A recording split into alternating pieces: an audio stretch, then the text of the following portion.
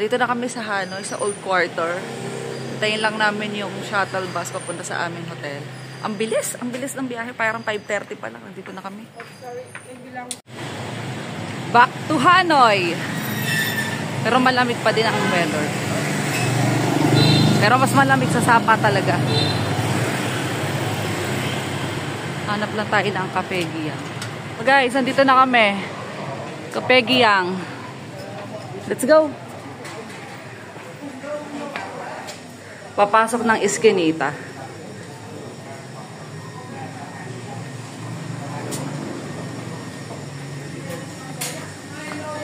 Sa taas tayo. Oo, ito nga yun. Dito kami sa Cafe Giang. Guys, yung Cafe Giang na egg coffee. The famous egg coffee. Guys, nandito na kami sa Cafe Giang. Ito na yung order namin. So, try na natin siya. Let's try. Ito pala itsura nito. Kita niya. Natin. Mix daw natin.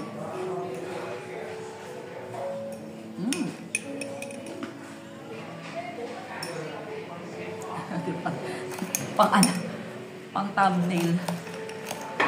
Masarap no? Sarap. Sarap niya guys. Walang vanilla. May natikman kami egg coffee. Ate, nasa may isang egg coffee natin? Sa Bon, ano ba yun? Sa Kong Cafe? Hindi, ang ininom ko doon coconut eh. Coconut. Nakakasakit na. Sa Highlands, yun ang i-try mo. Coconut? Oo. Sa Highlands Coffee. Oo. Diba? Kasi nasa ano na tayo, hotel naman na tayo eh. Nagka-cafe tour kami eh. So, nakakaano na kami. Puntahan na namin si Cafe Giang, the famous one. Masarap pala siya, hindi siya malansa.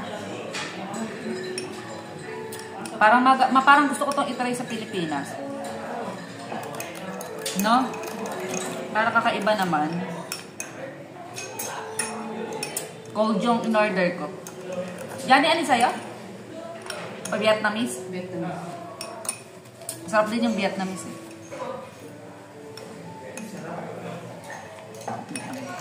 Masarap pala siya. Kailangan unti-untiin mo na lang para maramdaman. Hindi nga nabito niya ako. Kaya nga unti-unti. Magkano pa? 40?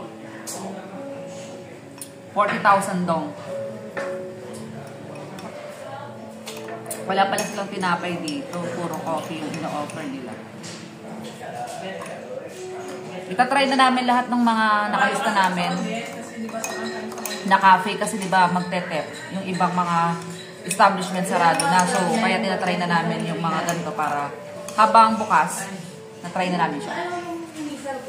Guys, ubos na. Ang sarap pala nito. Kulang. Si Madam Edna, kulang na kulang. Bitin na bitin.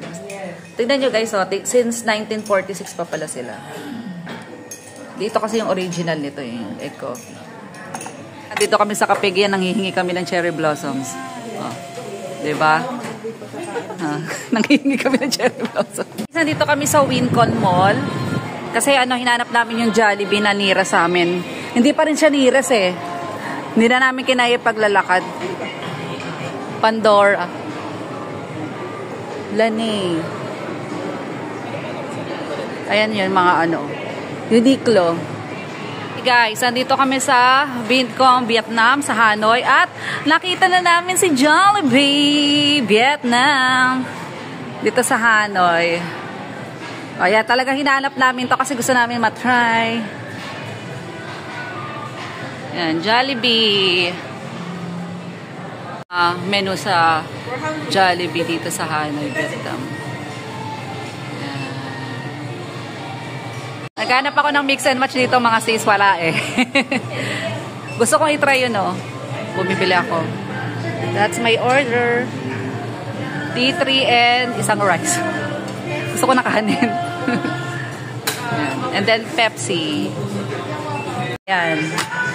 Tayo lang namin yung aming orders.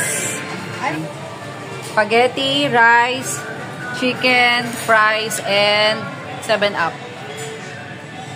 Walang gravy pala. Sorry ha. Walang gravy. From Sapa pa kami. Manatin yung chicken. Malaki naman yung chicken. O mas malaki sa atin? Malaki dito. Mas malaki daw dito. Tikpan mo na lang.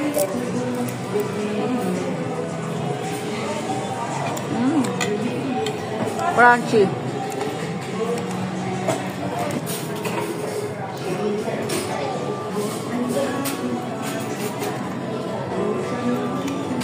Ketchup lang tsaka yung sweet and spicy yata yun. Walang gravy.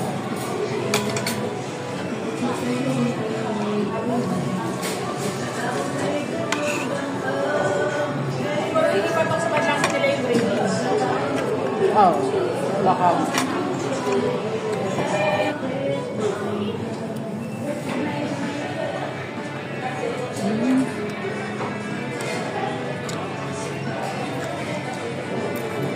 Yung mga staff dito, mga local din.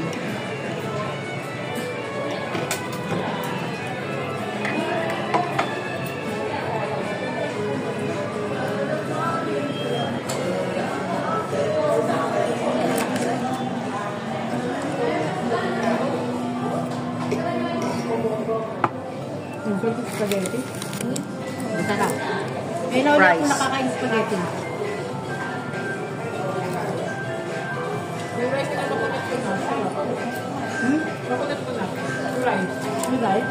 Matigas. Maano? Tawag ka lang? Oo, yun. Try naman natin yung spaghetti. Diba? In-order namin lahat ng ano. Mamaya yung burger naman. Kaya parang iba yung burger nila. Spaghetti.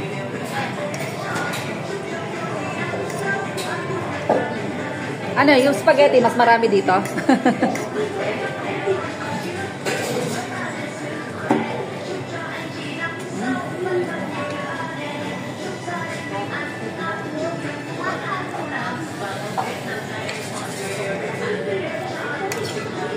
Masarap din.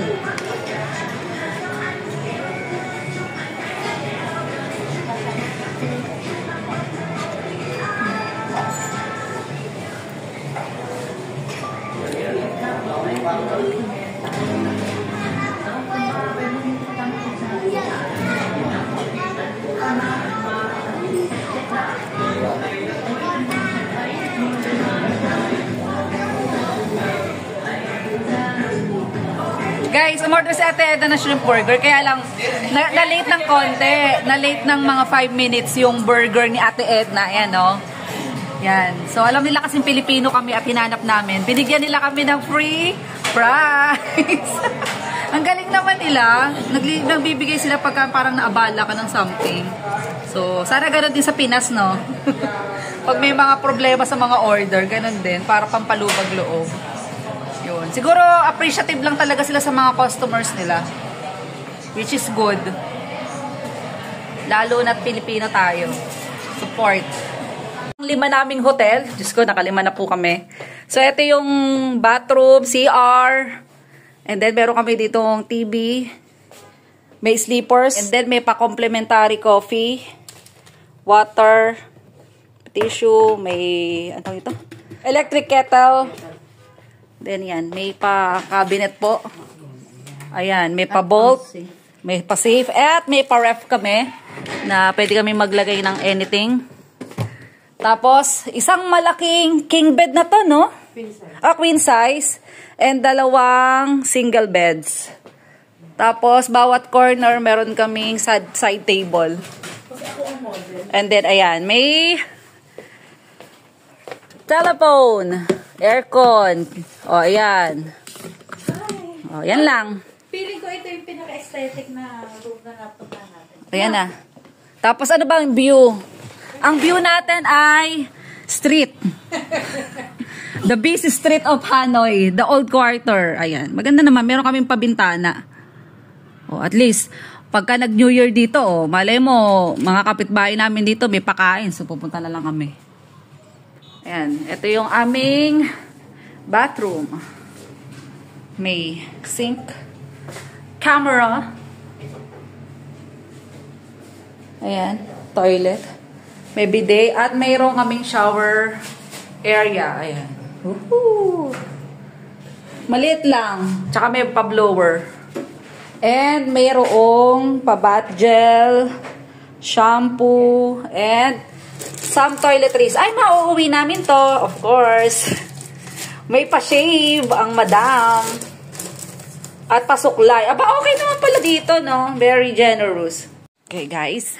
Ito try na namin ang mga local food. Snacks pala. And beer. With Coke. Ayan. Meron pa akong ano doon, 7-Up. Ayan, ito. Bia Hanoi. Ayan.